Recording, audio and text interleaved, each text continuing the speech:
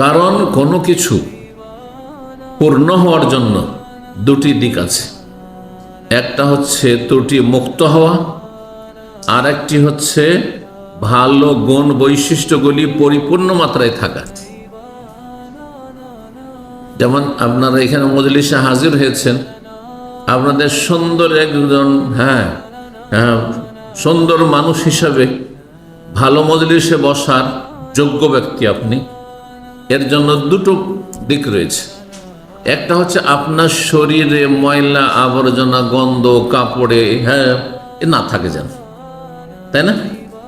নাপাকি না থাকে, কাপড়ে শরীরে নাপাকি না লেগে থাকে, আর ময়লা আবর্জনা ধুলোবালি না লেগে থাকে, আর ঘেমে আছেন আর গন্ধ না ছড়ায়, আশেপাশে কষ্ট দিয়েন না, মুখে আপনার কাঁচা পেঁয়াজ রসুনের গন্ধ না থাকে, বিড়ি সিগারেটের গন্ধ না থাকে, জর্দা তামাকের গন্ধ না থাকে, ঠিক না?